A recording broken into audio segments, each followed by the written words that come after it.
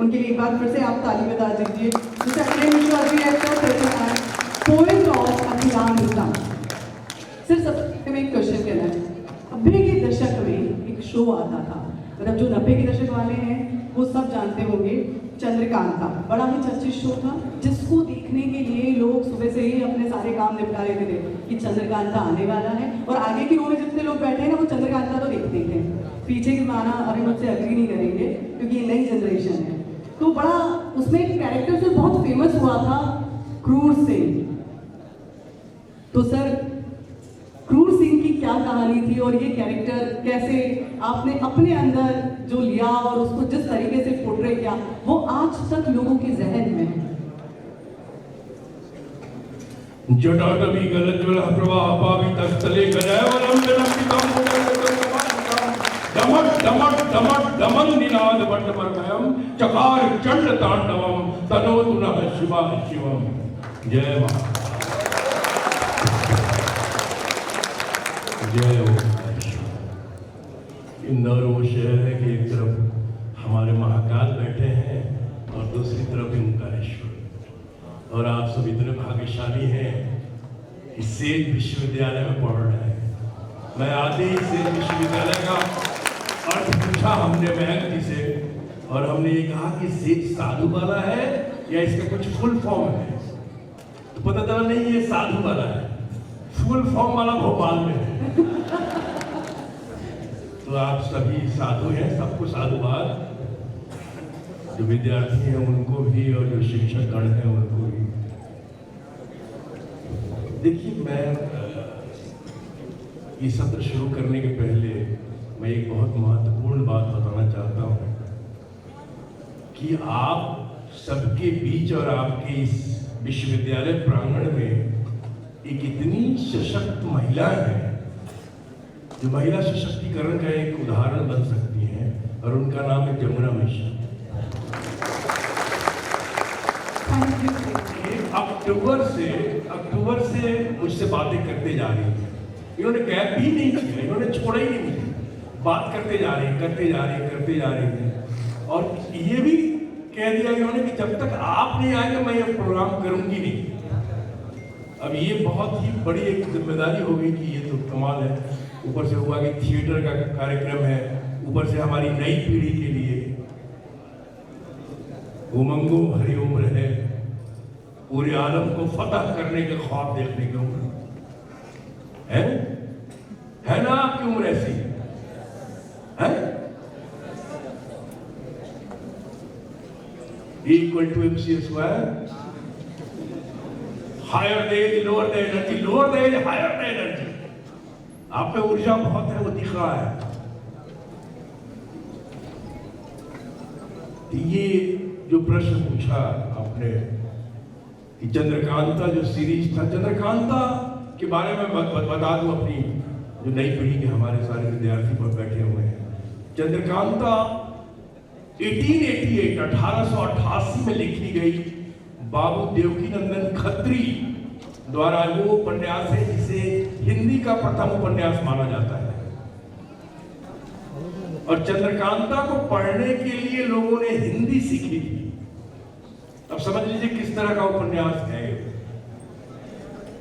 ऐसा भी सुना जाता है कि नौकर और मालिक दुकान बंद कर देते थे, दोनों एक साथ बैठ के पढ़ते थे, ताकि कोई ग्राहक आ जाएगा तो डिस्टर्ब होगा, इसलिए दुकान ही बंद कर दो, ये रस ले लो। तो साहित्य में वो बात है। और साहित्य क्योंकि शब्द को ही दृश्य बनाता है नाटक, जो नाटक का प्रस्तुतिकरण अभी आपने देखा, तो शब्द को ही दृश्य बना देता है नाटक। तो साहित्य को जब दृश्य बनाते हैं वो नाटक हो जाता है, और जब नाटक का तकनीकरण होता है तो सिनेमा बन जाता है।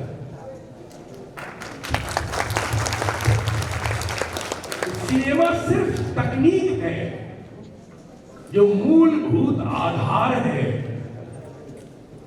वो साहित्य और नाटक ही है, ये याद रखिए। इसलिए पढ़ने की आदत डाल लीजिए आप लोग, शॉर्ट स्टोरीज पढ़िए, कविता पाठ कीजिए, ये आवश्यक है।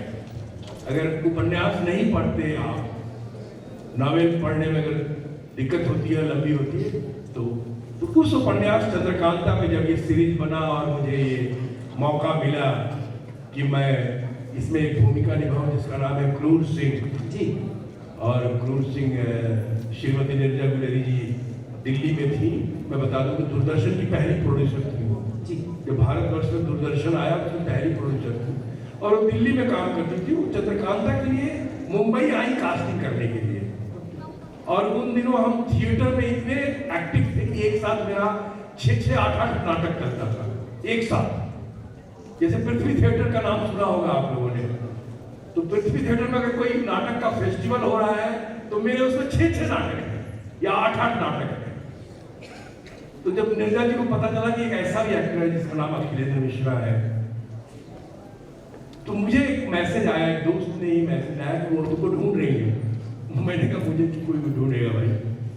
कहा कि नहीं ढूंढ रही है, उनको पता चला तुम्हारे बारे में और तुम जाके मिलो उनसे, ऐसे ऐसे ये नंबर है उनका। मैं गया मिलने और उन्होंने मुझसे कहा कि एक कैरेक्टर है क्रूर सिंह। तो मैं देख रहा था, फिर उन्होंने कहा चंद्रकांता आपने पढ़ा है? तो मैंने कहा नहीं, मैंने नहीं पढ़ा है। तो उन्होंने कहा है आप तो पहले एक्टर हैं जो बोल रहे हैं कि चंद्रकांता आपने नहीं पढ़ा है। यहाँ तो सारे एक्टर आके बोल रहे हैं कि हमने चंद्रकांता पढ़ा है, हमने पढ़ा है। तो मैंने कहा मैं नहीं पढ़ा हूँ तो मैं झूठ क्यों बोलूं, मैं नहीं पढ़ा हूँ। उन्होंने कहा आप उसके बारे में जानते हैं? मैंने कहा हाँ, अपने पिताजी से हमने सुनी है बात और ऐसे ऐसे है। तो उन्होंने कहा उसमें एक विलन का रोल है क्रूर सिंह, वो कीजिएगा? मैंने कहा हाँ करूंगा। तो हंसने लगे, कहा कि विलन का क्यों, हीरो का क्यों नहीं? तो मैंने कहा हीरो का दे दीजिए, वो कर दूंगा। तो उन्होंने वो खिलखिला के हंसी, उन्होंने कहा नहीं विलन का कीजिए आप, और ये क्रूर सिंह 10-12 एपिसोड का है, ये आप कीजिए। और उसके बाद हमने करना शुरू किया। वो 12 एपिसोड कब 200 एपिसोड हो गया पता नहीं चला, क्योंकि चरित्र जो था, जो कैरेक्टर था क्रूर सिंह को, उसको उस पीढ़ी के लोगों ने बहुत पसंद किया। और ये भी महाकाल का ही आशीर्वाद रहा, माँ भगवती का, कि लोगों ने पसंद किया। क्योंकि जो मैं उसमें जो भी करता था, जो भी प्रयोग करता था, वो सब प्रयोग लोगों को पसंद आता था। जैसे मैंने पहली बार उसमें एक तकिया कलाम का इस्तेमाल किया था, यक। हाँ, तो वो तब आप बच्ची रही होंगी, बच्चों ने उसको यक्कू बना दिया, वो है यक। तो यक बच्चों को सुनाई देता था यक, और बच्चों को यक्कू कहने में बड़ा आसान भी लगता था। तो वो यक्कू बन गया और बहुत फेमस हुआ। और मैंने उसको 9 रस में प्रयोग किया। उसको मैंने बिल्कुल श्रृंगार रस में अलग किया, हास्य में अलग किया, भय में अलग किया, रौद्र में अलग किया, वीर में अलग किया, विभत्स में अलग किया। मैंने 9 रस में उसका प्रयोग किया कि एक तकिया कलाम। और पहली बार भारतीय फिल्म इंडस्ट्री में एक ऐसा प्रयोग किया मैंने कि ध्वनि को, न कि किसी शब्द या किसी वाक्य को तकिया कलाम बनाया, ध्वनि को हमने तकिया कलाम बनाया, और वो प्रयोग मेरा बहुत सफल रहा। तो मैं अपने दर्शकों को भी धन्यवाद करता हूँ।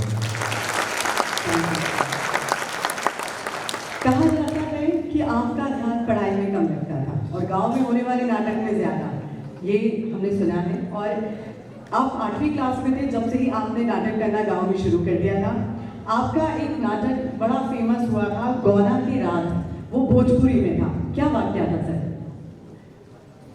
हमारे गांव में एक परंपरा रही कि दुर्गा पूजा में 2 नाटक हुआ करते थे, एक भोजपुरी और एक हिंदी। क्योंकि मैं बिहार का रहने वाला हूँ और हमारे यहाँ भोजपुरी छपरा, सिवान, गोपालगंज, मोतिहारी में दिया। ये जो बेल्ट है पूरा भोजपुरी का बेल्ट है, आरा, भोजपुर। तो हमारे गांव में भोजपुरी नाटक और हिंदी नाटक ये था। और उस साल जब मैं 8वीं क्लास में था, हम छुट्टियों में घर जाया करते थे। और चूँकि बाहर रहते थे, पिताजी हमारे जो थे वो सेंट्रल गवर्नमेंट में काम करते थे, कस्टम सेंट्रल एक्साइज सुपरिटेंडेंट। तो जगह जगह पोस्टिंग होती थी, हम लोग जगह जगह ही जाते थे उनके साथ। और छुट्टियों में गांव जाने का मौका मिलता था बचपन में।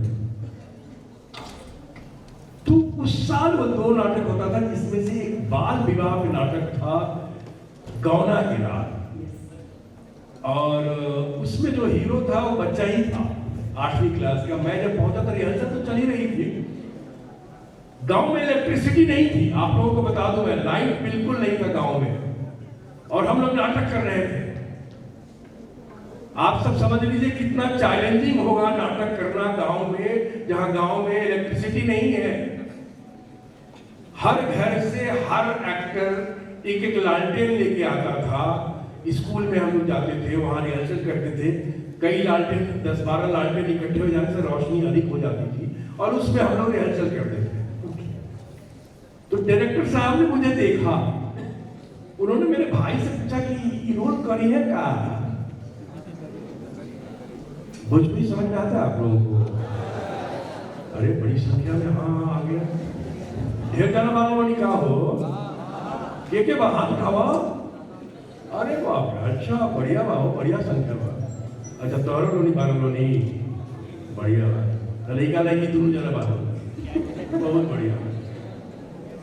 तो ये मेरे भैया ने कहा कि आप उसी से पूछ लीजिए। और मैं ये सुन रहा था कि रोल करने के लिए मिलेगा, ऐसी कुछ बातें हो रही मेरे बारे में, तो मेरे मन में भी लड्डू फूट रहा था। और वो रोल मुझे मिला। मैं दूसरे दिन उसको याद करके स्क्रिप्ट छोटे ऐसे रिहर्सल कर रहा हूँ। डायरेक्टर बड़े प्रभावित हुए, और वो रोल, उसका डायलॉग इतना फेमस हो गया उस कैरेक्टर का कि धान की खेती जो होती है, उसमें एक परंपरा है कि धान को जब हम रोपनी करते हैं धान की, तो एक जगह से बीज उखाड़ के दूसरी जगह लाते हैं, खेत में कानों किया जाता है पानी डाल के, और उसमें जो महिलाएं होती हैं वो गाना गाती हैं, गीत गाती हैं। वो लोकगीत होते हैं, और वो धान होती है, वो 8-8, 10-10 होती है। तो उस तरह की खेती, तो हम जब जाते थे तो वो महिलाएं मेरा डायलॉग बोल के चिढ़ाती थी, क्योंकि उन्होंने नाटक देखा हुआ था। और उसके बाद उन्होंने वो कहती थी कि मुझे ऐसे फेंक के मत दीजिए। मैं भी जाके हाथ बटाता था अपने भाइयों का खेती में, तो जब फेंकता था तो पानी का छींटा पड़ता था कि नहीं आपको आम उतरना पड़ेगा। एक तरह की वो बड़ी अच्छी छेड़खानी थी, क्योंकि मेरे डायलॉग को बड़े पसंद आए थे, मैं छोटा सा था। तो उस तरह से नाटक की एक शुरुआत हो गई। और उसके बाद मैं हर साल दुर्गा पूजा का इंतजार करता था, और चिट्ठा रख रहता था कि मैं कब छुट्टी हो दुर्गा पूजा की, मैं जाऊं और मुझे 2 नाटक करने के लिए मिले। अब हम पूछते हैं कि माँ का सपना बेटा इंजीनियर बने। माँ की कई बार मना करने के बाद भी बार बार माँ से पूछना, और माँ ने तो फिर साथ ही मना कर दिया कि अब तो ना हो पाएगा। फिर हम पिताजी के पास पहुंच गए कि पिताजी हमें एक्टिंग करना है, हमें थिएटर करना है। पर वो वक्त कुछ ऐसा था कि जब पिताजी के पास जाने में एक झिझक होती थी। मतलब आगे बैठे सारे professor, HODs, registrar sir, dean sir और प्रो चांसलर सर भी मुझसे एग्री करेंगे कि पहले के पिताजियों में एक ऑरा होता था कि पिताजी जहाँ बैठे वहाँ विद्यार्थी नहीं जाते थे, या हम लोग नहीं जाते थे, बच्चे घर के नहीं जाते थे, नहीं पिताजी बैठे हैं। और उस दौर में आपने पिताजी को एक्टिंग के लिए बना लिया, ये एक बड़ी चीज थी सर, क्या वाकया था? देखिए, मेरा मन पढ़ने में नहीं लगता था, ये मैं बता दूं आपको। लेकिन मैं जो पढ़ता था वो मेरा हो जाता था, समझ रहे हैं? मैं जो पढ़ता था वो मेरा हो जाता था। मैं बहुत ज्यादा नहीं पढ़ता था, लेकिन मैं 1 घंटे भी पढ़ता था तो वो चीजें मुझे याद हो जाती थी। मैं उतना ही तैयार करता था कि मुझे पास मार्क्स आ जाए, उतना ही तैयार करता था। क्योंकि पढ़ने लिखने वाला परिवार था। अब जन्म पे तो मेरा अधिकार था नहीं, तो मेरा जन्म पढ़ने लिखने वाले परिवार में हो गया, ब्राह्मण परिवार में। और अब मैं क्या करूं, पास होना है, फेल हो नहीं सकता, परिवार की प्रतिष्ठा की भी बात है। तो मैं जो पढ़ता था वो याद हो जाता था। अब जो पढ़ के जाता था पास मार्क्स के लिए, पता चला वो सारी चीजें आ गई हैं, और मैं लिख के आता था, फर्स्ट क्लास आ जाता था। अब मैं क्या करूं, मेरी क्या गलती है? अब उस चक्कर में थ्रू फर्स्ट क्लास आ गया। तो बीएससी फिजिक्स ऑनर्स में भी फर्स्ट क्लास आ गया डिस्टिंक्शन के साथ।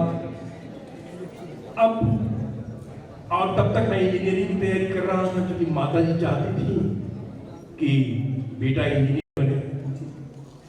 एक बात बता देता हूँ आप लोगों को, आज तो आप लोग बीए कर रहे हैं, बीसीए कर रहे हैं, मास मीडिया कर रहे हैं, अलग अलग पढ़ाई है अलग अलग क्षेत्र के लिए। उस जमाने में या तो यूपीएससी क्रैक करो, या स्टेट लेवल का बीपीएससी क्रैक करो, या डॉक्टर बनो या इंजीनियर बनो। और बिहार की परंपरा रही है कि बड़ा बेटा कलेक्टर होगा तो छोटा एसपी होगा, हर घर में चाहिए। ये हमारे जमाने में बहुत जबरदस्त रूप से था और आज भी है। पिताजी के पास पैसा नहीं है, माँ अपने जेवर को, अपने गहनों को गिरवी रख देगी, पिताजी खेत गिरवी रख देंगे, लेकिन बेटे को यूपीएससी की तैयारी करने के लिए दिल्ली भेज देते थे और बेटा कलेक्टर बन के लौटता था, वो यूपीएससी क्रैक करता था। तो ये तो मेरे हिस्से इंजीनियरिंग पढ़ा था, मेरे हिस्से। मैं छह भाई और 4 बहन, मैं 10वां संतान हूं और इंजीनियरिंग की तैयारी की हमने पंजाब कोचिंग की, आईआईटी दिया हमने, बीआईटी दिया हमने। हमारा हुआ ही नहीं। अभी नहीं हुआ तो मैं क्या करूं बताइए। उस चक्कर में हम फिजिक्स ऑनर्स कंप्लीट कर गए। अब जब फर्स्ट क्लास हो गया तो अब यही था कि एमएससी करूं। अब उस जमाने में अगर आपका थ्रू आउट फर्स्ट क्लास है, एमएससी में भी या एमए में भी या थ्रू आउट फर्स्ट क्लास है, तो आपसे बिना पूछे डायरेक्ट वाइस चांसलर का अपॉइंटमेंट लेटर आता था लेक्चरशिप के लिए। सर को पता होगा, डायरेक्ट वाइस चांसलर का अपॉइंटमेंट लेटर आपके पास आता था अगर थ्रू आउट फर्स्ट क्लास है लेक्चरशिप के लिए। तो मुझे लगा कि अगर मेरा भाग्य साथ दिया, एमएससी में भी फर्स्ट क्लास आ गया, तो मैं लेक्चरर बन जाऊंगा। कहीं ना कहीं ये बैक ऑफ माइंड हुआ। मैं कहता नाटक में बड़ा मन लग रहा है, मैं एक्टर ही बनूंगा। अब रोज ये अब मेरा स्ट्रगल शुरू हुआ एक्टर बनने का घर में। अभी मैं 80 के दशक की बात बता रहा हूं। बिहार 80 का दशक, ब्राह्मण परिवार, पढ़ा लिखा परिवार, बेटा कैसे कहे बेटियों को तो भूल जाइए ना उस जमाने में। आज तो महिलाएं बहुत आगे हैं, पुरुषों से भी आगे, माता पिता बहुत आगे कर रहे हैं। उस जमाने में कैसे कहे कि मुझे नाटक करना है, मैं नाटक में जाऊंगा, मैं सिनेमा में जाऊंगा।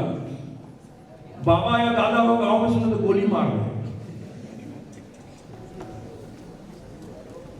तो वो एक संघर्ष घर में शुरू हुआ कि मुझे एक्टर बनना है। माँ मैं क्या करूं?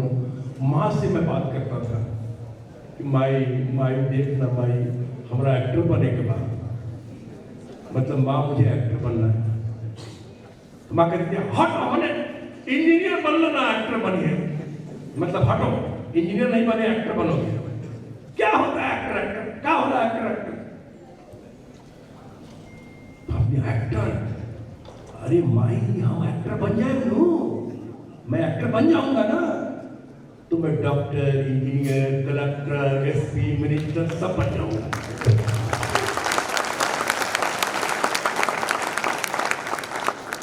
अब माँ मेरी अध्यात्म से ओतप्रोत, गृहिणी, पूजा पाठी, उस जमाने की माँ कहती थी अरे बबुआ ऐसा कौन नौकरी बाबू जब तू सब बन जाएगा? अरे ऐसा कौन सा नौकरी है जिसमें तुम सब बन जाओगे? मैंने कहा बानू एक्टर है ना, एक्टर। माँ अपने सोच में पड़ जाती थी। माँ कहती थी अच्छा तो बबुआ कितना तनख्वाह मिली? माता पिता हमेशा उनका हृदय, उनका वात्सल्य, उनका दुलार ऐसा है कि अपने बच्चों के बारे में, अपने संतान के बारे में अवश्य सोचते हैं कि बड़ा होकर मेरा बच्चा सेटल हो जाए, कुछ अच्छी नौकरी मिल जाए, अच्छा कमाए, अच्छा पढ़े, अच्छा करे और इसकी शादी विवाह अच्छी जगह हो, अच्छे बाल बच्चे बने, इसकी सेट हो जाए मेरे देखते देखते। ये माता पिता का एक सपना होता है, प्रत्येक माता पिता का, तब भी रहा और अभी है, हर माता पिता चाहता है। वो अलग बात है, बच्चे थोड़े नालायक दिखे जाते हैं। कौन कौन इसमें है वैसा? कोई नहीं है। अरे कोई हाथ ही नहीं उठाया। वाह, वेरी गुड।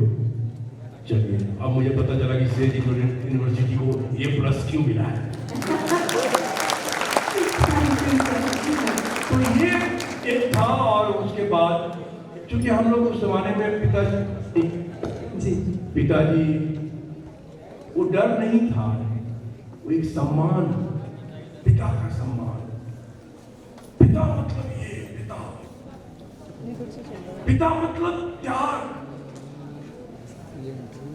जो हर कुछ एक एक पाई खुशी खुशी आप निछावर करते हैं और खुद की खुशी ना देखें, वो पिता।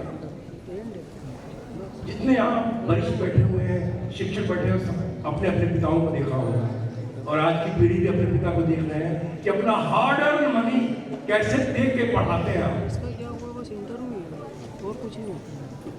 तो हम पिताजी से कुछ बोलते नहीं थे, जो भी बोलते थे माँ को बोलते थे, माँ के माध्यम से बातें पिताजी तक पहुंचती।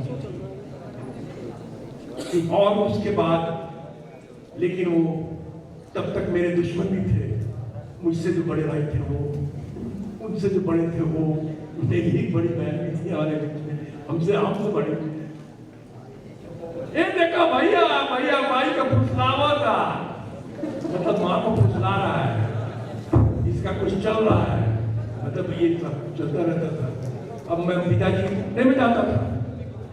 अब समझ लीजिए मेरी जिज्ञासा क्या थी, मेरा जुनून क्या था कि अब एक्टर ही बनना है। अब मैं इंजीनियर नहीं बना तो, अब एक्टर ही बनना है, इंजीनियर नहीं बना तो, इंजीनियर बनूंगा नहीं बना तो। फिर ऊपर सोचता था कि इंजीनियर अगर नहीं बना तो फिर क्या करूंगा, फिर क्या करना, actor engineer, engineer actor, farmer बनूंगा, खेती करूंगा। ये भी बैक ऑफ माइंड आता था।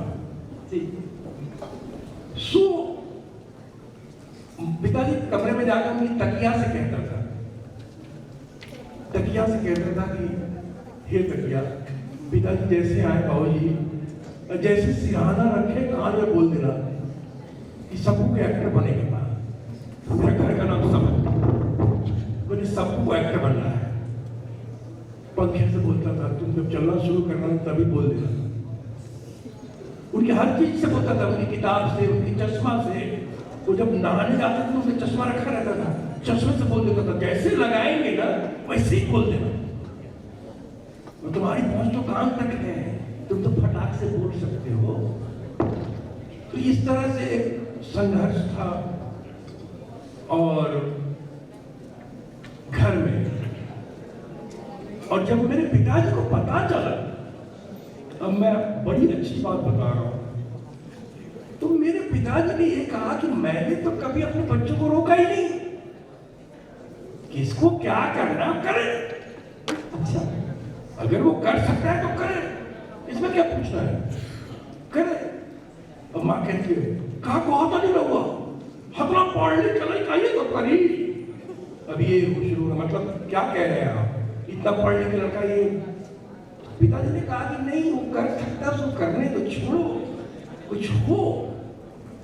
और उसके बाद मुझे परमिशन मिला। और फिर अच्छा, अब आपकी पहली फिल्म आई थी वीर गति 1995 में, उसका एक कैरेक्टर बड़ा फेमस हुआ था, इक्का सेठ। तो उसके बाद जब ये फिल्म थिएटर में माँ ने जाके देखी तो माँ बहुत रो दी, और उसके बाद से जितने भी आप कैरेक्टर फिल्म साइन करने लगे तो पहले घर से परमिशन लेना होती थी, क्योंकि पिताजी का कहना था कि माँ रो देती है, विलन वाले रोल कम करो। क्या वाक्य था सर? नहीं, वो वीर गति फिल्म अगर आप लोगों ने देखी होगी, जैसा कि सर ने अभी जिक्र किया, तो वीरगति फिल्म में क्लाइमेक्स में ऐसा होता है कि ये जो डॉन होता है ये एक वेश्यावृत्ति का एक अड्डा चलाता है। जैसे मुंबई में कमाठीपुरा है, तो कलकत्ता में सोनागाछी है, तो इस तरह से हर जगह रेड लाइट एरिया है, उस तरह का कुछ करता है वो, और वेश्या बनाता भी है, बाहर से लड़कियों को खरीद कर। उस तरह का चरित्र में निभा रहा था। अरे चिंता मत कीजिए, अब मैं वैसा नहीं करता, शुरुआत भी किया है, अब मैं मना कर देता हूँ। तो क्लाइमेक्स में उसमें हीरो सलमान खान है। सलमान खान को आप लोग जानते हैं? अच्छा, बड़ी फुल आवाज थी। तो उसमें हीरो सलमान खान है। वो क्या करते हैं कि क्लाइमेक्स में पूरी बस्ती को आग लगा देते हैं पेट्रोल छिड़क के, और इस कैरेक्टर के ऊपर भी पेट्रोल छिड़कते हैं और उसे उठा के आग में फेंक देते हैं, और ये कैरेक्टर जल जाता है। पहले तो पेट्रोल भी सस्ता होता था। हाँ। तो हालांकि पेट्रोल नहीं था, वो पानी ही था, लेकिन चूंकि सिनेमा का जो इम्पैक्ट है, तो मेरे माता और पिताजी दोनों देखने गए मेरे शहर छपरा में, और तो माँ रोने लगी, क्या भगला जरा तना खबर बेटा के। अब अगला समझते हैं आप लोग? बिहार में गाली है, बोले अभागा है, तो अगला जरा देगा। तो मैं जब गया गांव, तो माँ ने कहा कि बबुआ तरह के जरा दे लगा माई, सब एक्टिंग मानो, ये सब एक्टिंग है, ये सब होता है। और पेट्रोल थोड़ी डाला था, पानी डाला था। माँ को समझाया कि ना बाबू ऐसा रोल ना करे, विलेन मत करो, ऐसा ना करे। तो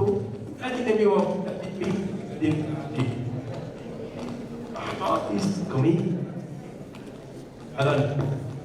क्या किसने टैलेंट दिखाया? तो बीच में अपना टैलेंट दिखा लो। तो पिताजी ने भी कहा कि सब कम करना चाहिए, नहीं करना चाहिए ज़्यादा। तो उसके बाद में थोड़ा संभाल के ही चीज़ें, लेकिन मेरे भाग्य में हालांकि तुरंत मिर्ची से खा गया था, रोज का फिर तरकीब आ गया था, विलन था, लेकिन जब आज पॉजिटिव रोल शुरू किए, फिर चंद्रशेखर आजाद लीजेंड ऑफ भगत सिंह में, तो फिर पॉजिटिव रोल शुरू हुआ, लेकिन बीच बीच में विलेन वाला भी चलता रहा। लेकिन अब मैं मना कर देता हूँ, अब मेरा मन गोली चलाने का भी नहीं होता, शूटिंग करना तो बिल्कुल बंद कर देता हूँ। जी आनंद सागर जी की रामायण में जो रावण का रोल आपने अदा किया, उसकी जो परफॉर्मेंस थी वो दर्शकों के दिल को छू गई, और उसमें आपने मेकर्स को कहा था कि जो रावण का कैरेक्टर आप मुझे असाइन कर रहे हैं उसको मैं अपने हिसाब से करूँगा। क्या वाकया था सर जो आपने ऐसा कहा? नहीं, देखिए इस तरह के चरित्र को जैसे चंद्रशेखर आजाद ने प्ले किया या रावण प्ले किया, ये सब एक यात्रा है। इस जीवन के साथ, इस जीवनी के साथ, इन चरित्रों के साथ एक यात्रा करना पड़ता है अजय ने। तो उसके लिए पढ़ना पड़ता है। जैसे जब मैं आजाद को पढ़ता था तो मैं रोता था कि क्या ऐसे लोग भी थे, ऐसे बलिदानी। 25 साल का एक लड़का, 23 साल के भगत सिंह सुखदेव राजगुरु, 22 साल का राजगुरु, 23 साल के भगत सिंह सुखदेव, 25 साल के चंद्रशेखर आजाद देश के लिए निछावर हो गए हंसते हंसते। जब मैं पढ़ता था उनकी जीवनी, कि जब आजाद से पूछते हैं उनके क्रांतिकारी साथी, पंडित जी, उनको पंडित जी बोलते थे सारे क्रांतिकारी, पंडित जी जब माँ की याद आती है तो आप क्या करते हैं हमें बताइए, क्योंकि सबको अपनी माँ की याद आती है। तो चंद्रशेखर आजाद ने कहा कि मैं धरती पे लेट जाता हूँ, धरती को गले लगा लेता हूँ जैसे अपनी माँ को गले लगा रहा हूँ। तो ये जज्बा था कि धरती माँ ही मेरी माँ है। इस जज्बे से, क्योंकि देश की आजादी की लड़ाई जो लड़ी उन्होंने, जो क्रांति का जो बिगुल फूका उन लोगों ने, वो अद्भुत है। उसी तरह जब रावण का रोल मिला तो रावण पे काफी रिसर्च किया मैंने, काफी पढ़ा मैंने रावण को लेके, जो रामायण में नहीं है। कई ऐसे भी भाग हैं जो मुझे कम रामायण में मिला या अध्यात्म रामायण में मिला, या दक्षिण भारत में छेपक कहानियां हैं। रावण के बारे में ऐसी छेपक कहानियां हैं कि उन कहानियों को अगर आप सुनिएगा तो ये हो जाइए कमाल कमाल की कहानी। मैं सुनाऊंगा नहीं क्योंकि सेशन लंबा हो जाएगा। मतलब अद्भुत अद्भुत कहानियां जो रामायण में नहीं है। और तो वो तैयारी हमने की, और मुझे जब ये रोल ऑफर आया, जब ऑफर हुआ, सवाल यही था ना आपका, तो मैंने यही शर्त रखा था कि रावण को मैं अपने ढंग से करूंगा, कि अरविंद त्रिवेदी जी ने जो रामायण में कर दिया है, जो वो छवि मन मस्तिष्क से अंकित हो गया है, उसे कोई मिटा नहीं सकता, उसे बिल्कुल नहीं मिटा सकता। लेकिन मेरा ये शर्त है कि मुझे सेट पे कोई डिस्टर्ब नहीं करेगा, क्योंकि टेलीविजन में अक्सर क्या होता है कि एक क्रिएटिव हेड और उसका टीम होता है, तो आके बार बार आपको डिस्टर्ब करता है, ऐसे नहीं ऐसे नहीं है। तो मैंने कहा मुझे कोई डिस्टर्बेंस नहीं चाहिए, मैं पूरा तैयार होकर आऊँगा और अपना काम करूँगा, अपने हिसाब से पूरी चीज़ें करूँगा। न तो बिल्कुल स्टाइलाइज बनाऊँगा रावण को, न तो बिल्कुल रियलिस्टिक बनाऊँगा, उसको बीच में कहीं खड़ा करूँगा। और यही कारण है, और it was in my contract, इसको लिखवाया मैंने कि सेट पे सचमुच कोई टीम आके मुझे डिस्टर्ब न करे, क्योंकि वो क्रिएटिव हेड का जो टीम होता है बड़ा खतरनाक होता है, वो परफॉर्म नहीं करने देते आपके हिसाब से।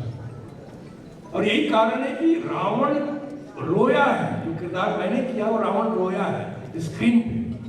और पूरे रावण सीरीज ये 2008 में रामायण बना था, मैं आपको बता दूं, और पूरे सीरीज में उस एपिसोड का टीआरपी सबसे हाईएस्ट था, क्योंकि रावण रो रहा है।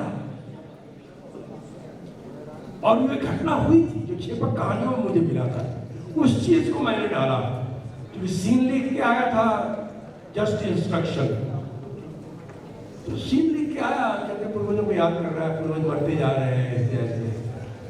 हमने आपके बारे में पहले भी एक बात सुनी है कि आप जब भी थिएटर से मूवी देख के आते थे तो आप सारे देवी देवताओं को घर में घुसने से पहले मना लेते थे, ऐसा क्यों?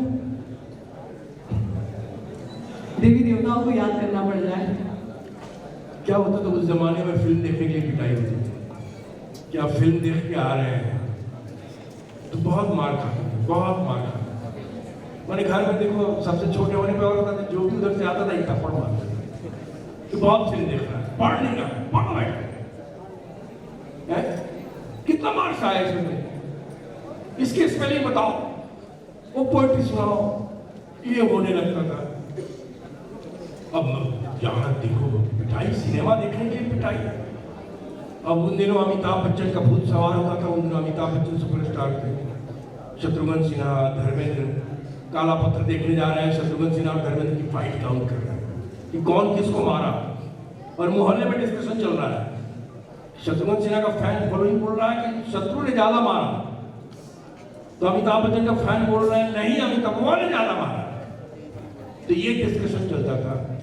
तो जब भी हम कोई फिल्म देखते थे, हम थिएटर से जब निकलते थे, तो जितने देवी देवता को मैं जानता था सबको मैं दोहराता था, हे भोले बाबा आज बचा लीजिए, हे माँ भगवती, हे माँ दुर्गे, माँ चंडी, माँ काली, माँ सरस्वती, हे हनुमान जी, हे श्री राम जी, हे कृष्ण जी, मैंने सबको कि आज बचा लीजिए, आज पिटने से। और फिर बात भी करता था कि आप ही बताइए फिल्म देखना मेरा कितना इम्पोर्टेंट था, कितनी अच्छी सी बात दिखाई थे, कितने अच्छे सीन थे, कितना अच्छा सा डायलॉग था। अगर मैं नहीं देखता और फ्राइडे को बदल जाता फिल्म तो कैसा लगता। और पता चला आप घर पे आए, बरामदे में कोई है ही नहीं, और सीधे घर के अंदर घुस गए, हाथ पैर धो धा के और पढ़ने बैठ डायरेक्ट पढ़ने बैठ गए, बच भी गए। 3 दिन के बाद बड़े भाई साहब आवाज दे रहे, सबको मारा जा रहे हैं। तो हुआ क्या है कि भाई साहब का कोई मित्र उसी शो में था जो मुझे देखे। उसने 3 दिन के बाद भाई साहब को बताया कि ये तारा भैया के देखने वाला नहीं है, तुम्हारे भाई को हमने देखा, फिल्म देख रहा था। है कौन? सब छोटा वाला। अच्छा तो भाई साहब बुला के देख रहा चल रहा है, तो पिटाई होती है फिल्म देखने के लिए। तो बहुत ही डिसिप्लिन में बच्चों का लालन पालन होता था। आज के जैसा नहीं, बच्चे के हर बच्चे के पास मोबाइल है, इस पर पूरी दुनिया सिमट गई है, रील्स भी बन रहा है, रील्स देखा भी जा रहा है, फ्रीडम भी मिला हुआ है? तो आप लोग बड़े भाग्यशाली, बड़े अच्छे युग में पैदा हुए हैं? लेकिन थोड़ा कम रील देखना चाहिए। मोबाइल के बगैर रह नहीं सकते, और कितना भी मना किया जाए रील देखे बगैर रह नहीं सकते। खाने से ज्यादा इंपॉर्टेंट रील हो गया है। लेकिन मोबाइल कितने देर देखना चाहिए? 24 घंटे में समय तय कर लीजिए, समय तय कर लीजिएगा, आपका काम हो जाएगा। ये नहीं कि समय ही नहीं है, लगे हुए हैं और बस हो गया 4-5 घंटा ना। एक समय तय कर लीजिए कि आधा घंटा, 1 घंटा, बस इतना देर, बस मोबाइल इससे ज्यादा नहीं, तो आपका काम बन जाएगा, आप बहुत डिसिप्लिन हो जाएंगे। Time management is very important. Time management एक बहुत बड़ा सूत्र है सक्सेस के लिए, याद रखिए। टाइम मैनेजमेंट, डिसिप्लिन इज बहुत इंपॉर्टेंट। धैर्य, जितना ज्यादा रील्स देखिएगा आपका धैर्य उतना कम हो जाएगा। पेशेंस, वेट करने का। आजकल मालूम है शोध क्या हुआ है, रिसर्च क्या आया है? रिसर्च ये आया है कि बच्चे छोटे छोटे जो रील्स देख रहे हैं, तो बड़े वीडियो ज्यादा देर तक वो नहीं देख सकते। दे हैव नो कंसंट्रेशन, उनका लैक ऑफ कंसंट्रेशन शुरू हो गया बच्चों में। ये रिसर्च आया है। तो कृपया कर संभालिए अपने आप को, क्योंकि आने वाले भविष्य के भविष्य आप ही हैं, आप ही देश के कर्णधार हैं। ये मत समझिए कि हम पढ़ रहे हैं नौकरी करेंगे, नहीं, आप ही में से कोई जे.आर.डी. टाटा बनेगा, आप ही में से कोई संजीव अग्रवाल बनेगा, आप ही में से बनेगा ना। स्वामी विवेकानंद, नरेंद्र मोदी, सरदार पटेल, आप ही में से बनेगा। तो इसलिए थोड़ा सा टाइम मैनेजमेंट कीजिए, कितना क्या इस्तेमाल करना है, कितना क्या करना है, ये बहुत आवश्यक है जी। आजकल OTT का दौर है और OTT पर कई बड़े सितारे काम कर रहे हैं। आपने अपना डेब्यू अभी तक OTT पे नहीं किया, इस पर आपका क्या कहना है? क्योंकि OTT यहाँ पे हर वर्ग का व्यक्ति OTT देख रहा है, ऐसा क्यों, क्या है कारण? देखिए, कलाकार जो है केवल पैसा कमाना और नाम कमाना ही मकसद नहीं होना चाहिए। समाज के प्रति उसका क्या दायित्व है उसे भी निभाना चाहिए, समझना चाहिए। जिस OTT का प्रभाव हमारी नई पीढ़ी पड़ रहा है, हमारे समाज में पड़ रहा है, जो OTT के द्वारा जो गंदगी परोसा जा रहा है, वो अश्लीलता हो या गाली गलौज हो, वो मैं नहीं कर सकता।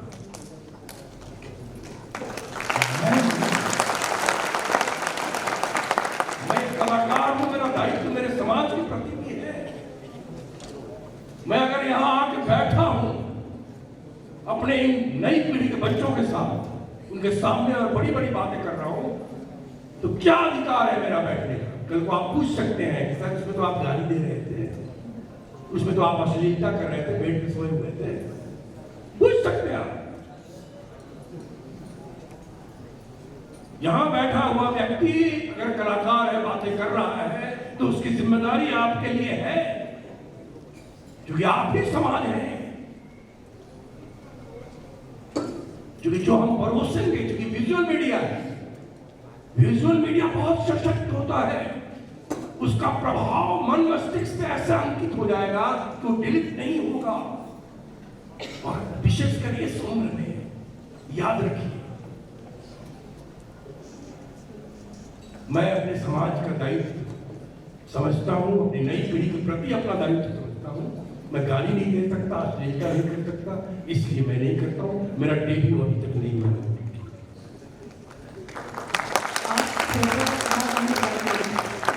आपने शुरुआत आपका फर्स्ट लव है, जिससे सभी अग्री करेंगे, क्योंकि अभी तक के आपके वक्तव्य में हम यही सुन पाए और समझ पाए हैं।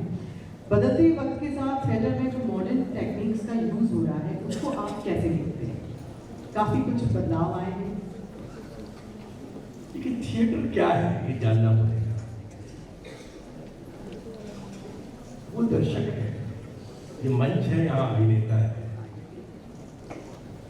दर्शक और अभिनेता के बीच में केवल विषय वस्तु होना चाहिए, बस।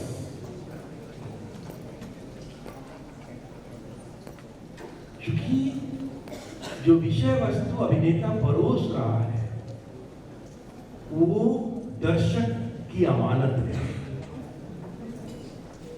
तो ये दर्शक और अभिनेता के बीच विषय वस्तु को अंडरलाइन न करते हुए बड़े बड़े एलईडी लाइट्स और आजकल पूरा स्क्रीन लगता है। आजकल तो कुछ ओपेरा जैसा शो शुरू हो गया है नाटक के नाम पे। नाटक है, ठीक है, वो तकनीकी वैसा है, लेकिन विषय वस्तु फिर क्या बनेगा? पिछले दिनों हम एक नाटक देख रहे थे, बहुत बड़े एक्टर थे उसमें, हमारा आमंत्रण था, हम गए देखने। और साथ में हमारा 10 साल का बेटा था। घटना सुनिएगा। उसको भी मैं लेके गया था कि नाटक देखो। पूरा नाटक शुद्ध हिंदी में था, पूरा नाटक। नाटक समाप्त होने के बाद जब कर्टन कॉल हुआ, सारे एक्टर्स आए, डायरेक्टर सबका परिचय हुआ, और जब वो मेन रोल करने वाला एक्टर आया तो अचानक अंग्रेजी बोलने लगा। अचानक अंग्रेजी बोलने लगा। पूरा का पूरा उनका जो संबोधन था वो अंग्रेजी में ही था, नाटक हिंदी में। दर्शक हिंदी नाटक देखने आए हैं। वो लड़का पूछता है, छोटा सा 10 साल का, घर आके मुझसे, पिताजी नाटक तो हिंदी में था, वो अंकल अचानक अंग्रेजी क्यों बोलने लगे? ये नाटक के मर्यादा के विरुद्ध है कि आप नाटक किस भाषा में कर रहे हैं। वो दर्शक उस भाषा को देखने आई है, उस नाटक को देखने आई है, विषय वस्तु को देखने। नाटक में क्या हो रहा है आजकल? पिन ड्रॉप साइलेंस का सीन चल रहा है। एक्टिंग में, अभिनय में एक पॉज होता है, विराम, और उसके बाद एक प्रेग्नेंट पॉज होता है, दीर्घ विराम। जो विराम प्रेग्नेंट पॉज, उसका नाम इसलिए दिया है कि ये वो पॉज है। उस पॉज में भी ऑडियंस हिलती नहीं, वो देख रही है कि क्या हो रहा है, जबकि मंच पे वो चीजें हो रही है जो सुनाई नहीं दे रही है, सिर्फ दिखाई दे रही है। और पता चला कि आवाज आई और वो फॉग मशीन से धुआं छोड़ा जा रहा है, सीन क्रिएट करने के लिए। पूरा सीन बन जाता है, ये समझ में नहीं आता क्या करते हैं, वो ग्रैंडर क्रिएट करने के लिए। मेरा ये मानना है कि नाटक में अभिनेता, रंगकर्मी और दर्शक के बीच केवल विषय वस्तु हो, बस। कई स्कूल, कॉलेजेस, यूनिवर्सिटीज में थिएटर पर्सनैलिटी डेवलपमेंट मॉड्यूल की तरह अब यूज किया जाने लगा है। इस पर आप क्या कहना चाहेंगे? क्योंकि जिस बदलते दौर के साथ ये बदलाव आया है, आप क्या कहना चाहेंगे? किस तरह आप इससे संतुष्ट हैं कि ये जो आजकल थिएटर आ रहा है, एक मॉड्यूल की तरह आ रहा है कल्चर में, एजुकेशन में? थिएटर को तो जितना जल्दी हो सके कंपल्सरी कर देना चाहिए, हर विश्वविद्यालय, हर महाविद्यालय, यहाँ के स्कूलों में। थिएटर वो चीज, मैं हर मंच से बोलता हूँ कि थिएटर का अलग भारत सरकार का मंत्रालय होना चाहिए। थिएटर समाज को क्या दे सकता है, ये अभी तक हम समझ ही नहीं पाए। अगर हमारा नाटक है और हम किसी को बोले कि नाटक देखने आना, तो अगला को ये इंतजार होता है कि दूसरा सेंटेंस ये बोले कि पासेज रखूंगा तुम्हारे लिए, तो टिकट कटा मनसा नहीं रखता। कोई टिकट खरीदना नहीं चाहता नाटक का। सिनेमा का 500-500 रुपए का सिनेमा लेगा, 250-250 रुपए का पॉपकॉर्न खा लेगा सिनेमा हॉल, बड़े खुशी खुशी लाइन लगा के। पॉपकॉर्न का लाइन देखा है कभी आपने? सिनेमा हॉलों में पॉपकॉर्न का, समोसे का 100 रुपए का समोसा है। हमारे जमाने में 4 आना का बेचा था एक समोसा, वो 100 रुपया का रूप ले लिया उसी समोसे का। पॉपकॉर्न, मकई, इतना मकई फूट के इतना हो जाता है। वो डब्बा 250-250 रुपए का आता है, बड़े खुशी से। 400 रुपए का टिकट सिनेमा का, 250 रुपए का पॉपकॉर्न, 100 रुपए का समोसा, 1000 रुपए उड़ा देंगे एक आदमी पे। लेकिन नाटक का 100 रुपए का, 200 रुपए का टिकट नहीं खरीदेंगे।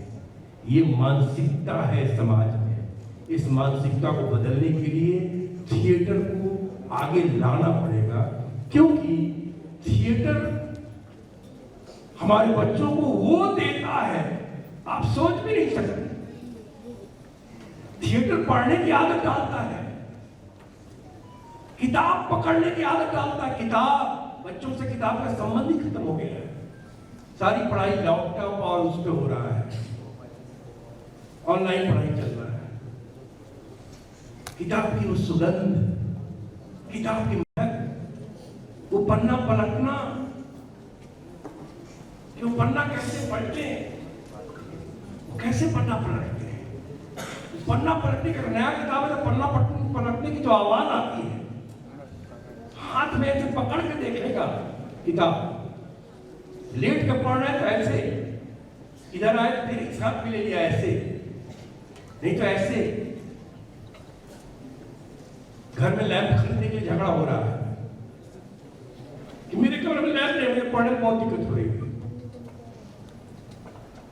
थिएटर में आपको नाटक पढ़ना पड़ेगा। वो नाटक लैपटॉप पे नहीं पढ़ेंगे आप, मोबाइल पे नहीं पढ़ेंगे, उसकी स्क्रिप्ट होगी बजावता, कागज वाली, प्रिंटेड। थिएटर कविता पाठ करना सिखाता है, याद रखिए। कविता पाठ जितना कीजिएगा आपको एक लय मिलेगा। थिएटर एक लय देता है जीवन का। थिएटर एक व्यक्ति को वो देता है कि एक बिंदु पे खड़े होके आप इस पूरी दुनिया को 360 डिग्री पे देख सकते हैं। थिएटर, नाटक, नाटक की बात कर रहा हूं, थिएटर कर रहा हूं, मतलब नाटक की बात कर रहा हूं। किसी तरह नाटक से जुड़िए, डायरेक्ट जुड़िए या इनडायरेक्ट जुड़िए। इनडायरेक्ट का मतलब, डायरेक्ट मतलब नाटक करना, और इनडायरेक्ट मतलब कि कोई नाटक कर रहा है उसको जाके हेल्प करना, कि मेरे लिए कोई काम हो तो बोलना, कोई सहयोग हो तो बोलना, कोई सहयोग प्राप्त तो बोलना, मैं क्या कर सकता हूं बोलना। क्या मैं कुछ टिकटें बेच दूं? क्या कुछ लोग हैं स्पॉन्सर ला दूं? क्या मैं वहां बात कर लूं फला ऑडिटोरियम में, मेरा जान पहचान है, मेरे अंकल एक फोन करेंगे ना, दोस्त 50% हो जाएगा। इनडायरेक्ट जुड़िए थिएटर से, रिहर्सल देखने जाइए, रिहर्सल देखिए। और जब ड्रामा हो, चाहे किसी का भी हो रहा हो, वो देखने जरूर जाइए। टिकट कटा के, टिकट कटाना शुरू कर दीजिए, आप थिएटर से जुड़ गए। और जब नाटक देखना शुरू कीजिएगा, आप समझ नहीं सकते कि कौन सा मनोरंजन मिलेगा। जीवन जीने की कला अगर सीखना है, एक लाइन में बोल देता हूं, जीवन जीने की कला तो थिएटर से जुड़िए, थिएटर से जुड़िए, थिएटर से जुड़िए। 2005 थैंक यू सो मच। आपकी